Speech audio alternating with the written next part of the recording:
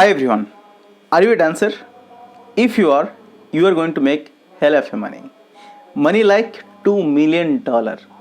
Yes, I am talking about none other than Nicholas डर्वस.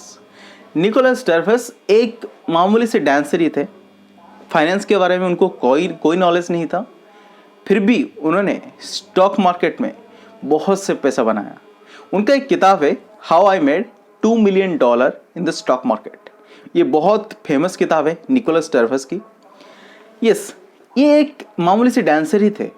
जब अपना performance के लिए कोई स्टेज परफॉर्मेंस हो या कोई जगह पे जाना हो तो वो ट्रेन पे ट्रैवल करते थे और वॉल स्ट्रीट के मैगजीन मंगाते थे और उसमें जो चार्ट्स वगैरह होता था उसको रीड करते थे. निकोलस डर्वस ने एक बहुत अच्छा एक तरीका निकाला था जिसके वजह से उन्होंने बहुत पैसा कमाया और वो तरीका था डर्वस बॉक्स. डर्वस बॉक्स क्या होता है? जनरली वो क्या करते थे, कोई एक स्टॉक है, अच्छा फंडामेंटल स्टॉक है, कंपनी का रेवेन्यू अच्छा है, कंपनी का बैलेंस शीट अच्छा है, कंपनी सब बिजनेस वगैरह सब अच्छा है कंपनी का, पर वो कंपनी मान लीजिए 2-3 साल 4 साल से एक रेंज के ऊपर कभी गया ही नहीं है, वो उस रेंज के अंदर बाउंड है. ठीक है, तो डर्वस क्या करते थे, निकोलस डर्वस एक बॉक्स बनाते थे, डर्वस बॉक्स कहा जाता था. डर्वस बॉक्स के अंदर वो उस रेंज को पकड़ते थे. जब वो डर्वस बॉक्स को तोड़ के स्टॉक ऊपर जाता था तब उसको वो बाय करते थे और बॉक्स के नीचे अपना स्टॉप लॉस लगाते थे.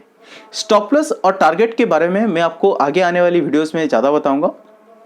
अब समझते हैं कि ये डर्वस बॉक्स क्या होता है.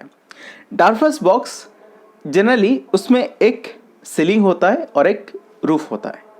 सीलिंग को जनरली हम कहते हैं रेजिस्टेंस और रूफ को हम कहते हैं सपोर्ट. जब निकोलस डर्वस की ये बॉक्स से मतलब रेजिस्टेंस से ब्रेकआउट होता था तब उसको वो बाय करते थे और अपना सपोर्ट के नीचे मतलब अपना बॉक्स के नीचे वो स्टॉप लॉस लगाते थे. ये तरीका फॉलो करते करते उन्होंने काफ़ी पैसा बनाया मार्केट से. उनको कोई फाइनेंस की नॉलेज नहीं था. जी, आपको अगर फाइनेंस की कोई नॉलेज नहीं है, आप कुछ नहीं जानते हैं फाइनेंस के बारे में, आपके पास कोई डिग्री नहीं है, डरने की कोई बात ही नहीं है, क्योंकि आपके पास सबसे बड़ा हथियार ये है कि आप एक इंसान हैं और आप सीख सकते हैं. Yes, you can learn at every point of time in your life. Finance की कोई ज़रूरत ही नहीं है. आप टेक्निकल एनालिसिस अच्छे से सीख के भी पैसा बना सकते हैं मार्केट में. आप डिमांड सप्लाई जोन को निकाल सकते हैं, आप साइकोलॉजी को स्टडी कर सकते हैं, इस तरीके से पैसा कमा सकते हैं. हाँ, फाइनेंस की लिटिल बिट नॉलेज जिससे थोड़ा बहुत हम कंपनी का रेवेन्यू शीट वगैरह जान सके उतना नॉलेज होना चाहिए, वो मैं आपको सिखा दूंगा. और ये कोई बच्चों का खेल है, वो उतना कोई बड़ा टफ चीज़ है नहीं. ज़्यादा हमें कोई फाइनेंस के अंदर जाना भी ज़रूरत ही नहीं है. ठीक है, तो आज मैं आपको बताऊंगा रेजिस्टेंस और सपोर्ट के बारे में. चलिए स्टार्ट करते हैं. What is a resistance and what is a support. जब स्टॉक कभी ऊपर या नीचे जाता है तो मैंने आपको बताया था कि स्टॉक एकदम से ऊपर नहीं जाता, एकदम से नीचे नहीं जाता. तो स्टॉक क्या करता है, जिगजैग मैनर से जाता है. जब वो जिगजैग मैनर से ऊपर या नीचे जाता है, ऊपर एक कभी कभी एक रेजिस्टेंस जोन होता है और एक सपोर्ट जोन होता है. जब स्टॉक अपना रेजिस्टेंस जोन के पास होता है तब वहाँ पे सेलर बहुत एक्टिव होते हैं, स्टॉक को सेल करके नीचे गिरा देते हैं. और जब स्टॉक अपने सपोर्ट के पास होता है वहाँ पे बायर एक्टिव होते हैं, स्टॉक को बाय करके ऊपर ले जाते हैं. इस इमेज पे आप देख सकते हैं, मैंने आपको ऊपर एक रेजिस्टेंस लाइन ड्रॉ किया है, नीचे एक सपोर्ट लाइन ड्रॉ किया है. जब भी स्टॉक ऊपर रेजिस्टेंस के पास जाता है वहाँ पे रेजिस्ट होकर नीचे गिरता है. जब भी स्टॉक सपोर्ट के पास आता है तब बाय होता है और स्टॉक ऊपर जाता है. तो जनरली ट्रेडर क्या करते हैं, इस कंसोलिडेशन रेंज के अंदर जब रेजिस्टेंस के पास स्टॉक जाता है उसको सेल करते हैं और सपोर्ट के पास उसको खरीद लेते हैं. इस तरह के भी ट्रेडिंग होता है. पर इसके अलावा भी बहुत से स्टाइल ऑफ ट्रेडिंग है रेजिस्टेंस और सपोर्ट को यूज करके, वो मैं आपको बताऊंगा. यहाँ पे मैं आपको एक रेजिस्टेंस दिखा रहा हूँ. स्टॉक यहाँ पे देख सकते हैं, एक बार जब गया टकराया वो जोन पे रेजिस्टेंस पे, ठीक है, दूसरी बार गया फिर रेजिस्ट हुआ, फिर नीचे गिर गया, तीसरी बार गया, फिर रेजिस्ट होकर नीचे गिर रहा था, फिर बायर आए और स्टॉक को ऊपर ले गए। यहाँ पे इसको कहते हैं ब्रेकआउट। तो ब्रेकआउट क्या होता है? जो रेजिस्टेंस जोन है, जिस प्राइस जोन पे स्टॉक जाके सेल होके नीचे गिर जाता है, अगर वो प्राइस जोन ब्रेक होता है, ठीक है, रेजिस्टेंस सुनिए, रेजिस्टेंस जो होता है एक लाइन नहीं होता, ये एक प्राइस जोन है। मान लीजिए कोई 100 प्राइस पे आपको रेजिस्टेंस बोल रहे हैं, 100 नहीं होगा एग्जैक्टली, 100 से 102 या 103 के अंदर एक रेंज होगा वो, ठीक है। उस रेंज के अंदर जनरली प्राइस क्या होता है, सेल होता है, सेल होके नीचे गिर जाता है, ठीक है। तो उसको कहा जाता है सप्लाई जोन। तो सप्लाई जोन पे प्राइस जब गया, पहली बार गया, टकरा के नीचे गिर गया, फिर दूसरी बार गया, टकरा के फिर नीचे गिर गया, तीसरी बार गया, टकरा के गिरने वाला था, फिर बाहर आए, ऊपर लेके चले गए इसको। तो जब कहा जाता है कि आप एक पत्थर को अगर बार बार तोड़ोगे, वो क्या हो जाता है, उसका जो अंदर का जो स्ट्रेंथ है वो टूट जाता है, और फाइनल आपका अगर बोलते हैं ना कि 9 बार अंदर टूटेगा, 10वीं बार जब आप तोड़ोगे तब वो पत्थर टूट जाता है। ऐसे ही होता है रेजिस्टेंस और सपोर्ट के पास। अगर बार बार कोई सपोर्ट या रेजिस्टेंस पे हिट हो रहा है तो फाइनली क्या होता है, वो टूट जाता है और ब्रेकआउट हो जाता है। तो इसको कहा जाता है ब्रेकआउट। तो और कुछ एग्जांपल्स देखते हैं जिसमें आपको रेजिस्टेंस और अच्छे से पता चलेगा। जैसे ही मैंने आपको बताया, रेजिस्टेंस कोई एक लाइन नहीं होता, ये एक जोन होता है। अगर प्राइस उस जोन पे जाता है, वहाँ पे रेजिस्ट होके नीचे गिर जाता है, और सेलर्स जनरली क्या करते हैं, इस रेजिस्टेंस जोन पे अपना नज़र डाल के बैठते हैं। अगर प्राइस उस जोन के पास जाता है, वहाँ पे वो सेल करके उसको नीचे गिरा देते हैं और वो फायदा निकालते हैं अपना। चलिए अब बात करते हैं, ये एक बैंक निफ्टी का वन डे का चार्ट है। बैंक निफ्टी का यहाँ पे वन डे चार्ट में आप देख सकते हैं, उस रेजिस्टेंस जोन के पास जो था 13,329, ठीक है, ये एक डेली चार्ट है बैंक निफ्टी का। तो 13,329 बैंक निफ्टी उस रेंज पे जब गया, पहली बार टकरा के नीचे गिर गया, तीसरी बार गया, टकराया, नीचे गिर गया, दूसरी बार गया, टकरा के नीचे गिरा, तीसरी बार गया, फिर टकरा के नीचे गिरा, और जब चौथी बार गया, वहाँ पे वो तोड़ के ऊपर चला गया। इसको कहा जाता है ब्रेकआउट। तो ये रेजिस्टेंस लाइन था 13,329 पे। जब बैंक निफ्टी ने वो रेंज को तोड़ा, उसके बाद आप देख सकते हैं कितना बड़ा रैली हुआ, और लगभग बैंक निफ्टी ने 13,329 से लेके 20,000 तक ऊपर गया। 20,000 इस रेंज के बाद 20,000 गया था बैंक निफ्टी। और एक एग्जांपल आपको मैं दिखा रहा हूँ, वही बैंक निफ्टी का, ये 20,000 नहीं, उससे ज़्यादा भी किया था बैंक निफ्टी का। ये मैं आपको सेकंड चार्ट पे दिखा रहा हूँ। यहाँ पे देखिए वही चार्ट है, सेम चीज़ है, मैं इसको लाइन चार्ट में दिखा रहा हूँ। वो था आपको कैंडल का चार्ट, ये है लाइन चार्ट। इस लाइन चार्ट पे आप देख सकते हैं कि रेजिस्टेंस टूटा, टूटने के बाद बैंक निफ्टी 32,000 तक गया था। मैं आपको गलती से बोल दिया था कि 20,000 तक गया था, नहीं, ये 32,000 तक गया था, ठीक है। तो इस तरह से आप देख सकते हैं कि अगर रेजिस्टेंस टूटता है, कितना बड़ा रैली आता है ऊपर की तरफ, ठीक है। तो जनरली रेजिस्टेंस पे सेलर एक्टिव होते हैं, सेलर ट्राई करते हैं कि गिराने के लिए। अगर सेलर, या आप बोल सकते हैं कि बियर, भालू बोल सकते हैं, क्योंकि इंडिया में सेलर को कहा जाता है भालू, ठीक है। इंडिया में नहीं, ये पूरा स्टॉक मार्केट का ही खेल है, बुल एंड बियर, ठीक है। बुल होता है जो बायर होता है, उनको बुल कहा जाता है, जो सेलर होता है उनको बियर कहा जाता है, ठीक है। तो सेलर क्या करते हैं, यहाँ पे रेजिस्टेंस जोन पे एक्टिव होते हैं। जब रेजिस्टेंस जोन टूटता है, फिर बुल्स एक्टिव हो जाते हैं, वो टेक ओवर करते हैं मार्केट को, और फिर एक बहुत बड़ा रैली आता है। ये एक JSW का एक चार्ट है। ये एक तरह का, मैं आपको यहाँ पे निकोलस डार्विस की कंसेप्ट भी बता देता हूँ। निकोलस डार्विस इस टाइप के स्टॉक निकालते थे, ठीक है। वो क्या करते थे, जैसे यहाँ पे आप देखिए JSW स्टील 9 साल से 9 years of range bound from 2007 to 2016. For 9 years it was staying in that between range. मतलब लोगों ने 2007 से लेकर 2016 तक पैसा ही नहीं बनाया स्टॉक में, ठीक है।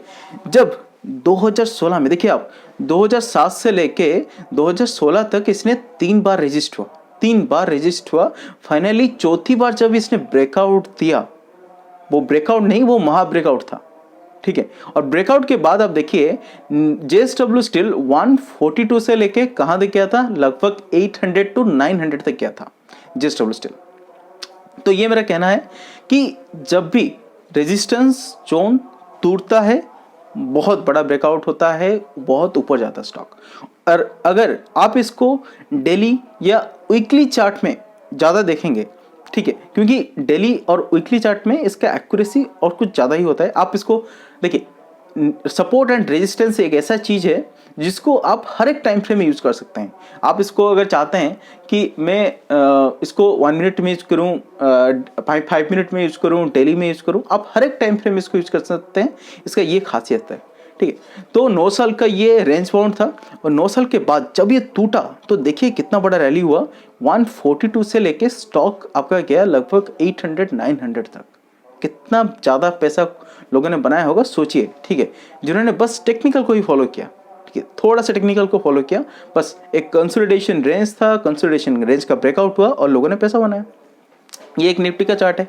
यहाँ पे देखिए आप, निफ्टी पहली बार क्या रेजिस्ट हुआ, सेकंड बार क्या रेजिस्ट हुआ, थर्ड बार में ब्रेकआउट हुआ, ठीक है। तो ये भी एक कंसोलिडेशन जोन का ब्रेकआउट है, एक रेंज का ब्रेकआउट है। जब ये रेंज का ब्रेकआउट हुआ तब देखिए कितना बड़ा रैली हुआ। निफ्टी 8896 से 11429 तक नॉन स्टॉप गया, ठीक है। तो इस तरह से आप रेजिस्टेंस को ट्रेड कर सकते हैं। ये वही है निफ्टी का वीकली चार्ट, ठीक है। तो ये एक टीसीएस का चार्ट है।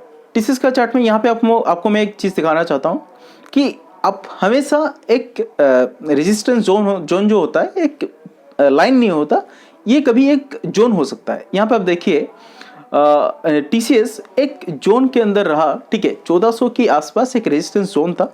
जब भी वो जोन पे जाता था टीसीएस सेल होकर नीचे गिर जाता था, ठीक है। और ऐसा टीसीएस में लगभग 4 साल तक ऐसा हुआ।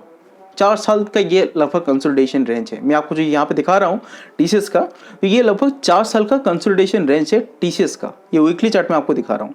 जब टीसीएस इसको ब्रेक किया तो आप देखिए कितना बड़ा रैली हुआ।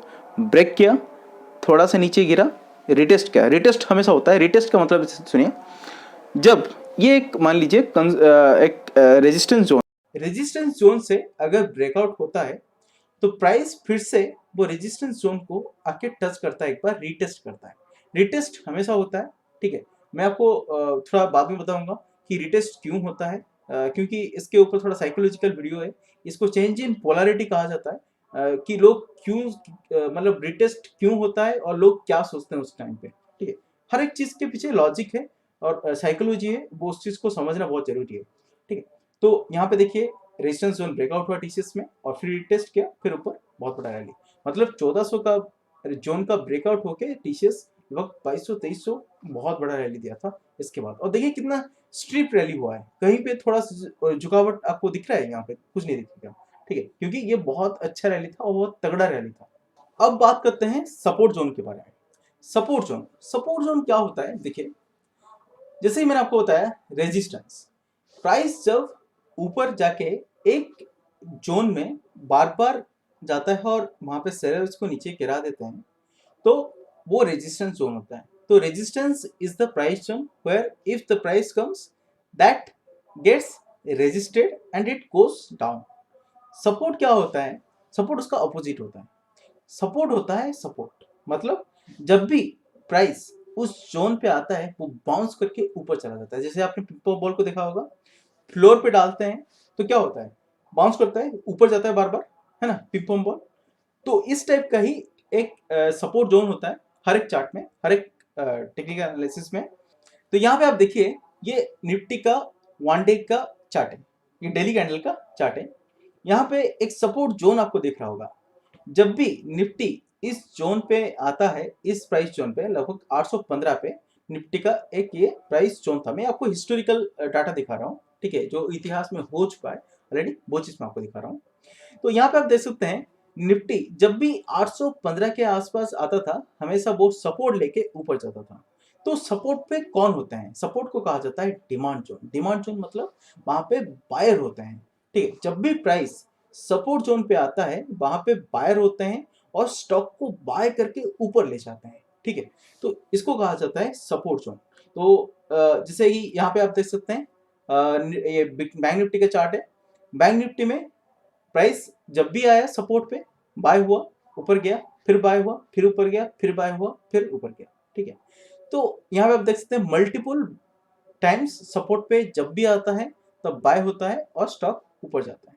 तो सपोर्ट वो जोन है, वो प्राइस जोन है। Whenever the price comes to that zone it gets bounced. Okay, तो यहाँ पे मैं आपको सपोर्ट भी दिखा दिया। तो सपोर्ट के और एक तरीका होता है ट्रेड करने का, इससे मैंने आपको रेजिस्टेंस का बताया कि जब भी आप रेजिस्टेंस पे जाता है प्राइस तो वहां पे सेल होके नीचे गिर जाता है, और जब रेजिस्टेंस टूटता है तो फिर बाय का कनेक्ट करना होता है और प्राइस बहुत ऊपर जाता है। ठीक है, उसी तरह का जब सपोर्ट टूटता है, जब सपोर्ट ब्रेक करता है तो प्राइस काफी नीचे गिरता है। ठीक है, तो यहाँ पे आप देख सकते हैं, यहाँ पे मैंने एक ड्रॉ किया है, एक ऊपर रेजिस्टेंस लाइन और एक सपोर्ट लाइन। प्राइस उस रेंज के अंदर था, जब वो रेंज को तोड़ के नीचे गिरा प्राइस ब्रेक डाउन कहते हैं उसको। ठीक है, जैसे कि रेजिस्टेंस से टूटता है उसको कहते हैं ब्रेकआउट, और जब सपोर्ट टूटता है उसको कहते हैं ब्रेकडाउन। जब ब्रेकडाउन हुआ, ब्रेकडाउन के बाद देखिए प्राइस कितना तेजी से नीचे गिरा। ठीक है, काफी तेजी से प्राइस नीचे गिरता है। उसके बाद जब सपोर्ट टूटता है तो वहां पे बायर होते हैं। सपोर्ट पे कौन होता है? बायर होते हैं। जब सपोर्ट टूट जाता है मतलब बायर हार मान जाते हैं, वो सरेंडर कर लेते हैं इनके पास, सेलर के पास, बियर के पास। तो bull surrenders before the bear, और bears take the control. okay, then bears take the control and then the stock starts falling and falling and falling. okay, तो ये होता है ब्रेकडाउन। जब भी होता है बहुत बड़ा ब्रेकडाउन होता है और नीचे फिर स्टॉक गिरता जाता है। तो एक चार्ट आपको दिखाता हूं मैं, ये डॉक्टर रेड्डी का चार्ट है। यहाँ पे आप देखिए प्राइस जितनी बार आया 4439 इस रेंज के आसपास, जब भी प्राइस आया तब बाउंस किया। पहली बार आया बाउंस हुआ ऊपर किया, सेकंड बार आया बाउंस हुआ ऊपर किया, थर्ड बार आया बाउंस हुआ ऊपर किया, चौथी बार बाउंस नहीं हुआ, सपोर्ट टूट गया। जब सपोर्ट तोड़ा फिर उसके बाद डॉक्टर रेड्डी में आपको एक फॉल दिखा। ठीक है, तो इस तरह से सपोर्ट एक बहुत इंपॉर्टेंट जोन होता है, प्राइस जोन होता है। वहां पे बायर्स होते हैं। जब सपोर्ट टूटता है बायर्स सरेंडर कर लेते हैं सेलर के पास। ठीक है, बुल सरेंडर करते हैं बियर के पास और स्टॉक नीचे गिरता है। यहाँ पे आप देखिए ये हीरो मोटोको का एक चार्ट है, 1 आवर का चार्ट है। ठीक है, वैसे आपको होता है ना कि डेली में भी आप यूज कर सकते हैं सपोर्ट एंड रेजिस्टेंस को, वीकली में भी यूज कर सकते हैं, आवरली 5 मिनट हर चीज में यूज कर सकते हैं। तो ये एक 1 आवर का चार्ट है हीरो मोटोको का। यहाँ पे आप देखिए सपोर्ट 2 बार था, टूटा, स्टॉक नीचे गिरा, फिर नीचे गिरता चला। ठीक है, ये हीरो मोटोको का एक सपोर्ट टूटने का एक चार्ट है। तो इस तरह से जिसे हॉरिजॉन्टल आपने देखा resistance line, horizontal support line, उसी तरह का इंक्लाइंड रेजिस्टेंस लाइन और इंक्लाइंड सपोर्ट लाइन भी होता है। तो इंक्लाइंड क्या होता है मैं आपको आगे बताऊंगा कि किस तरह से ट्रेंड लाइन आपको ड्रॉ करना है। जब आप ट्रेंड लाइन वगैरह ड्रॉ करना सीख जाएंगे तो आपको ये पता चल जाएगा कि inclined resistance line, inclined support line क्या होता है। ठीक है, तो मैंने आपको यहाँ पे एक इंक्लाइंड रेजिस्टेंस लाइन ड्रॉ किया है निफ्टी के 1 आवर का चार्ट में। तो यहाँ पे देखिए ये एक इंक्लाइंड रेजिस्टेंस लाइन है। जब भी प्राइस वो लाइन के पास गया, रेजिस्ट हुआ, नीचे गिरा, फिर गया, रेजिस्ट हुआ, फिर नीचे गिरा, फिर गया, रेजिस्ट हुआ, फिर नीचे गिरा। तो यहाँ पे ये एक इंक्लाइंड रेजिस्टेंस लाइन है। इंक्लाइंड रेजिस्टेंस लाइन पे जब भी प्राइस गया वहां पे रेजिस्ट होके नीचे गिरा। वहां पे कौन थे? सेलर थे। ठीक है, सेलर इतने एक्टिव थे वो रेजिस्टेंस लाइन पे, जब भी प्राइस जाता था वहां पे रेजिस्ट होके नीचे गिर जाता था। और जब ब्रेकआउट हुआ, मैंने आपको क्या बताया, जब रेजिस्टेंस लाइन पे ब्रेकआउट होता है बहुत बड़ा रैली होता है।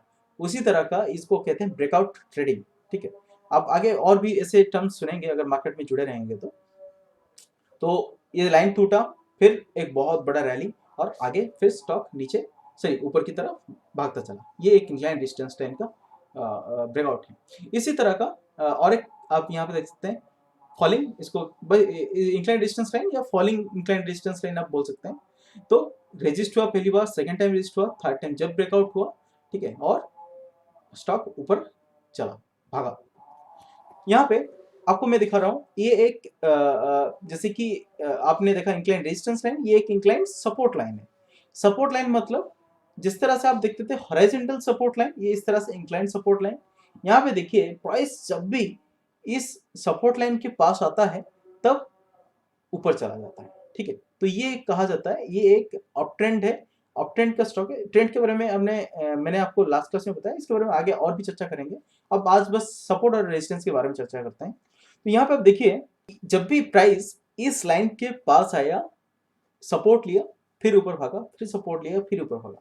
तो ये एक इंक्लाइंड सपोर्ट लाइन है। जिस तरह से वो एक इंक्लाइंड रेजिस्टेंस लाइन था, ये एक इंक्लाइंड सपोर्ट लाइन है। ठीक है, तो और एक चीज मैं आपको सपोर्ट एंड रेजिस्टेंस के बारे में बता देता हूँ, जस्ट वीडियो खत्म होने वाला है। जिस तरह से आप ट्रेंड लाइन या हॉरिजॉन्टल लाइन में आप रेजिस्टेंस और सपोर्ट ड्रॉ करते हैं, उसी तरह का एक इंडिकेटर भी है जो आपको जैसे 200 मूविंग एवरेज का इंडिकेटर है, 50 मूविंग एवरेज का इंडिकेटर है। तो मूविंग एवरेज जो होता है वो भी एक सपोर्ट एंड रेजिस्टेंस की तरह ही काम करता है। मैं आपको इसके ऊपर एक अलग क्लास लूंगा और अच्छे से डिटेल में बताऊंगा, क्योंकि एक बहुत बड़ी टॉपिक है। बस आपको इतना बता देता हूँ कि मूविंग एवरेज भी एक सपोर्ट एंड रेजिस्टेंस की तरह काम करता है। ठीक है, जब अप ट्रेंड में होता है तो मूविंग एवरेज एक सपोर्ट की तरह काम करता है। जब भी प्राइस मूविंग एवरेज के आसपास आता है तब वो ऊपर जाता है। यहाँ पे आप देख सकते हैं 200 डे का मूविंग एवरेज है। जब भी प्राइस 200 मूविंग एवरेज के पास आता है फिर ऊपर जाता है, फिर आता है, फिर ऊपर जाता है। तो इसके बारे में आपको एक अलग से पूरा क्लास लूंगा, मूविंग एवरेज को किस तरह से आपको ट्रेडिंग के लिए यूज करना है। तो ये रहा सपोर्ट एंड रेजिस्टेंस के बारे में। इसके अलावा मैं आपको और एक पॉइंट बताना चाहता हूँ जो एक साइकोलॉजिकल पॉइंट। मान लीजिए कोई एक स्टॉक है जिसका प्राइस इस तरह से कि 100, 200, 300, 400, ठीक है, इस तरह से। तो जो होल नंबर्स होते हैं, ठीक है, जो इस तरह से हैं 100, 200, 300, 400, जो इस तरह के नंबर होते हैं वो एक एक साइकोलॉजिकल लेवल होते हैं, एक एक साइकोलॉजिकल रेजिस्टेंस और सपोर्ट लाइन होते हैं वो सब। ठीक है, तो सपोर्ट और रेजिस्टेंस कैसे होते हैं, वो जो 100 हुआ, ठीक है, तो वहां पे लोगों का एक माइंडसेट होता है कि अगर 100 के पास गया प्राइस तो वहां पे हो सकता है कि सेलर बैठे हो और स्टॉक को नीचे गिरा दे। मतलब स्टॉक जनरली आप देखिएगा, अगर 100, अगर आगे उसका आने वाला टारगेट अगर 100 है तो 100 को वो इजीली क्रॉस नहीं कर पाएगा। मान लीजिए कि 2000 है तो 2000 को इजीली क्रॉस नहीं कर पाएगा। तो जिस जो ये होल नंबर्स होते हैं, ठीक है, 1000 हुआ, 100 हुआ, 200 हुआ, 500 हुआ, ठीक है, तो ये होल नंबर्स भी एक एक रेजिस्टेंस और सपोर्ट लाइन टाइप के ही काम करते हैं। तो ये एक साइकोलॉजिकल लेवल होता है, तो इस पे भी आप ध्यान रखिएगा। Yeah, if you don't subscribe the video, I understand that you don't want to be disturbed, but still just like the video. That will be like that will be everything to me. Okay, so thank you everyone, have a nice day.